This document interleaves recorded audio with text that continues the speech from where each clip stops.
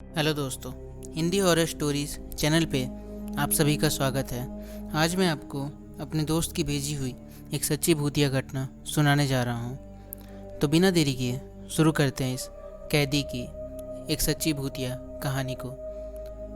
समय दिन पर दिन बीतता चला गया, पर राखी की मानसिक स्थिति सुधरने का नाम ही नहीं ले रही थी। उसका व्यवहार बहुत ही अजीब हो गया था।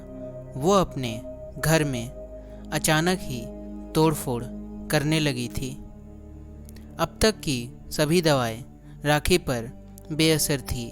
कभी वो एकदम शांत हो जाती तो कभी वो गुस्से से आग बबूला हो जाती थी।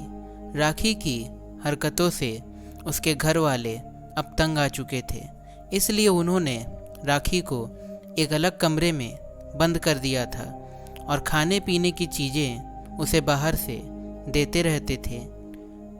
ये वही राखी थी जो एक समय अपने घर में सबकी चहेती थी, पर आज की हालात इतनी बुरी थी कि कोई सोच भी नहीं सकता था। एक कमरे में बंद बंद राखी और ज़्यादा पागल हो चुकी थी और हर रोज़ रातों को वो पागलों की तरह ज़ोर ज़ोर से चिल्लाती थी कि मुझे बाहर निकालो, पर घर वालों ने उसे नज़रअंदाज कर दिया था और फिर राखी थक कर चुप हो जाती थी।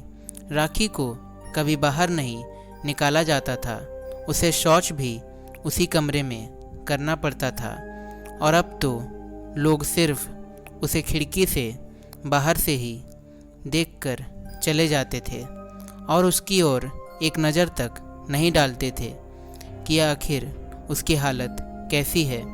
वो एक कैदी से बुरी ज़िंदगी जी रही थी। एक समय की बात है कि उसके घर वालों को कुछ दिनों के लिए कहीं बाहर जाना पड़ा था, पर उसके सामने बस एक ही समस्या थी, राखी, क्योंकि वो उसे ना ही घर छोड़कर जा सकते थे ना ही साथ ले जा सकते थे।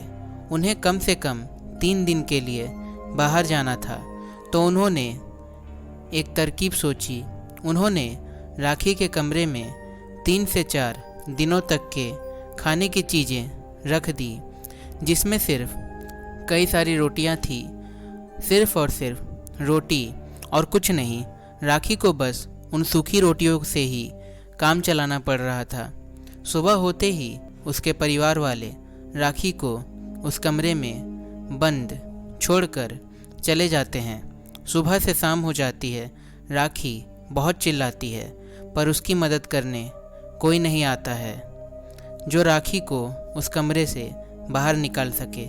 उसके थोड़े ही दूर पर रहने वाले उसके पड़ोसी जानते थे कि राखी पागल हो चुकी है। इसी कारण से उसके परिवार ने उसे एक अलग कमरे में बंद कर दिया है और यही सोचकर राखी की मदद करने कोई नहीं आता था कि वो उन पे ही हमला ना कर दे। दूसरे ही दिन उसके एक पड़ोसी ने गौर किया कि अब कमरे से आवाज़ आनी बंद हो चुकी थी। ऐसा लगता था कि मानो अब उस कमरे में कोई नहीं था। उसके पड़ोसी को डर हो गया कि कहीं वो मर तो नहीं गई, पर उन्हें ये हिम्मत नहीं हुआ कि वो उस कमरे तक जाकर देख सके। उसी रात जब लोग सो रहे थे, तभी एक अनजान व्यक्ति वहां आकर अपनी वाहन वहीं खड़ी कर देता है। उसके घर के सामने सड़क पर उस व्यक्ति को देख ऐसा लग रहा था मानो उसकी गाड़ी अचानक वहां आकर खुद अपने आप बंद हो गई हो। वो व्यक्ति काफ़ी प्रयास कर रहा था अपनी गाड़ी ठीक करने के लिए, पर उसकी गाड़ी चालू नहीं हो रही थी। वो अपने चारों ओर नज़र घुमाकर देख रहा था, पर उसे उस रात के सन्नाटे में कोई भी नहीं दिख रहा था। तभी उसके कानों में किसी की आवाज़ सुनाई देती है कि मुझे यहाँ से मुक्त करो। वो व्यक्ति उस आवाज़ को सुनकर डर जाता है कि आखिर ये आवाज़ कैसी है और किस ओर से आ रही है। वो अपनी गाड़ी को छोड़ उस आवाज़ की तरफ जाने लगता है। वह व्यक्ति उस घर के करीब आकर रुक जाता है जहाँ से आवाज़ आ रही थी। अचानक आवाज़ आनी बंद हो जाती है और कुछ बिल्लियों के रोने की आवाज़ आने लगती है। वो व्यक्ति एकदम से डर जाता है। उसे लगता है आखिर ये जगह कैसी है, मैं कहाँ आ गया हूँ। उस व्यक्ति को सामने एक खिड़की दिख रही थी और उसके चारों ओर अंधेरा था, जिससे उस व्यक्ति को वो लड़की अच्छे से दिख नहीं रही थी। अंदर देखने के लिए उसने अपने मोबाइल निकाला तो मोबाइल की बैटरी भी समाप्त हो चुकी थी। तो उसने अपने पास से एक लाइटर निकाली और अंदर खिड़की में देखने की कोशिश करने लगा। जैसे ही उसने लाइटर जलाकर अंदर देखा तो उसके होश उड़ गए। उसने घर के अंदर एक लड़की को देखा जो बिल्कुल नग्न अवस्था में थी और मुझे कोई बचा लो की गुहार लगा रही थी।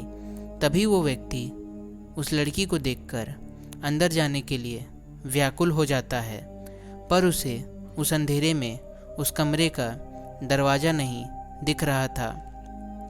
पर पास रखी लाइटर से उसने दरवाजे को ढूंढ लिया नहीं और अंदर जाने के बारे में सोचने लगा।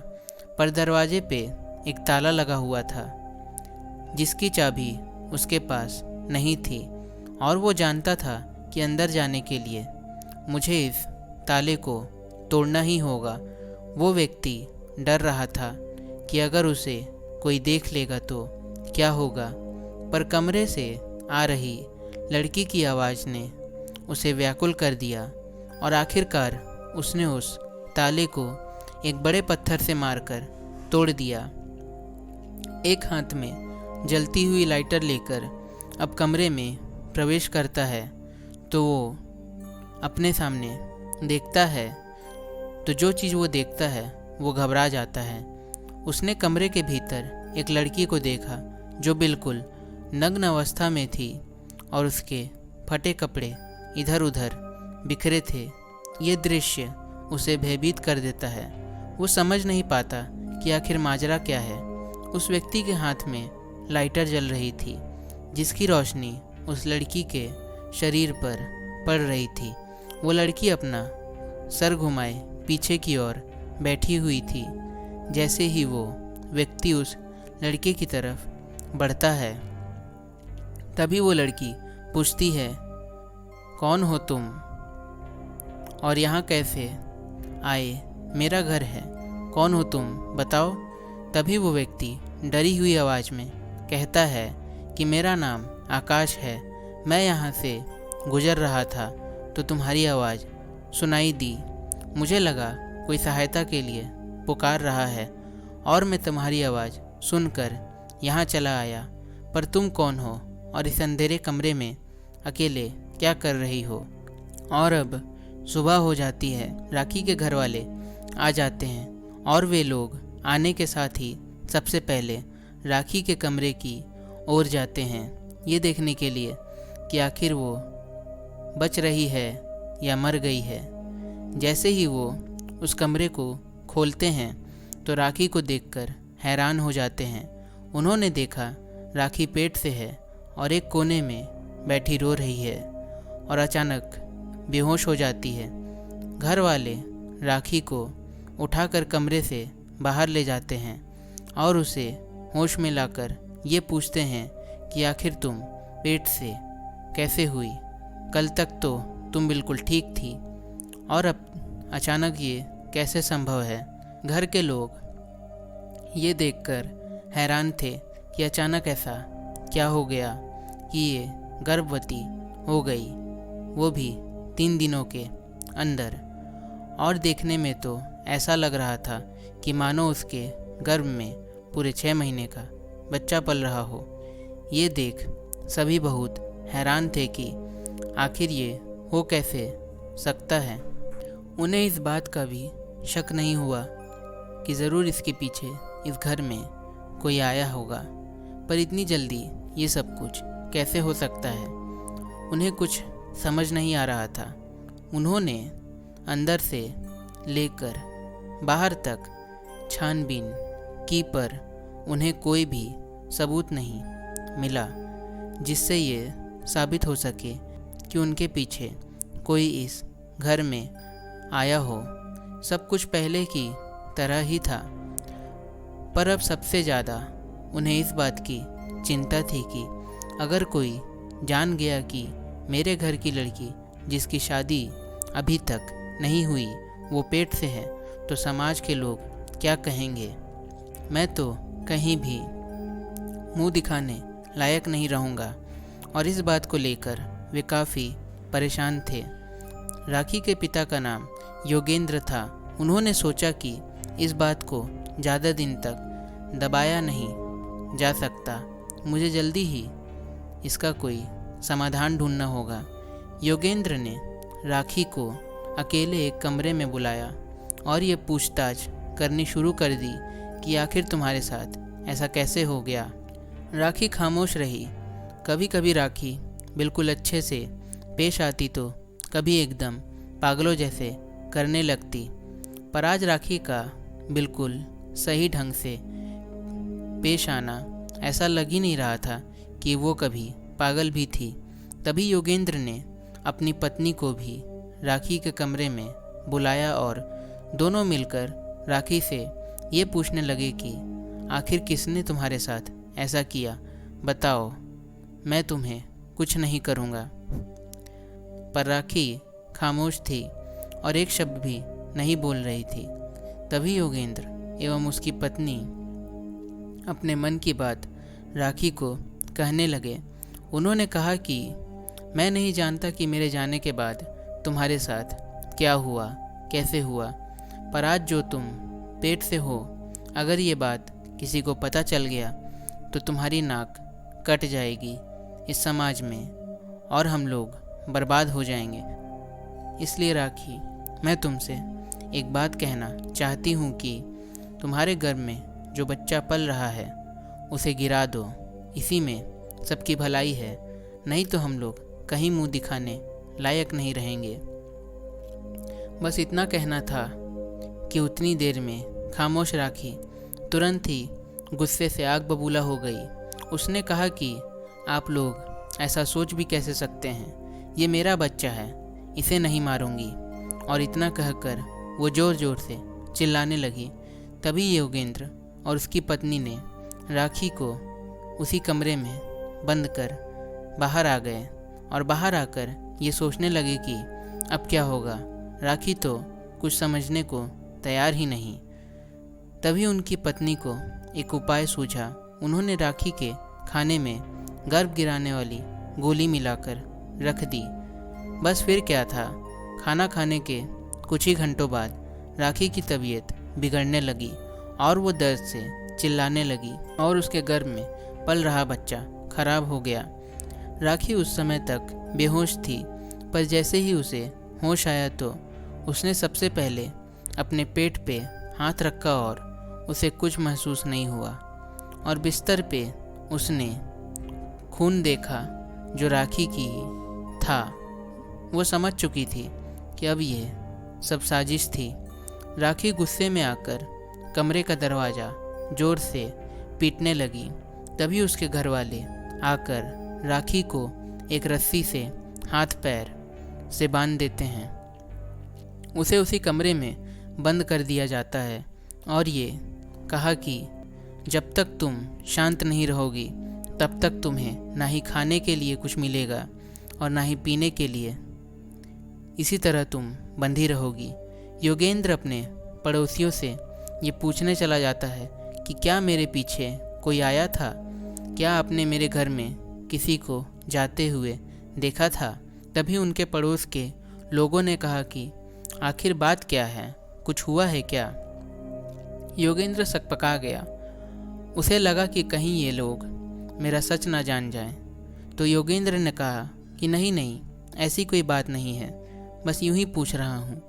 पड़ोस के लोगों ने कहा कि नहीं, मैंने कुछ नहीं देखा। आपके जाने के बाद आपके घर में कोई नहीं आया था।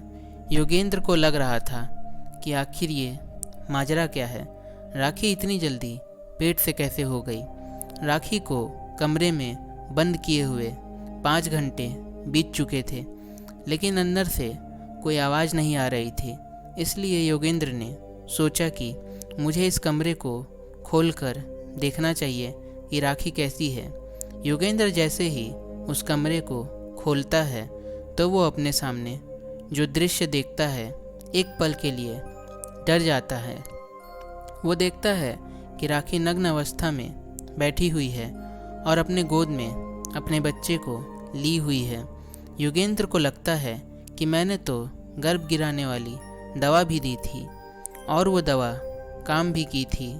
ऐसा कैसे हो सकता है कि इतने कम समय में एक बच्चा तैयार हो गया, वो भी जीवित। आखिर ये बच्चा मरा क्यों नहीं? योगेंद्र बहुत तनाव में आ जाता है और गुस्से में उस दरवाजे को बंद कर देता है जिसमें राखी थी। वो बाहर आकर बहुत गहरी सोच में पड़ जाता है।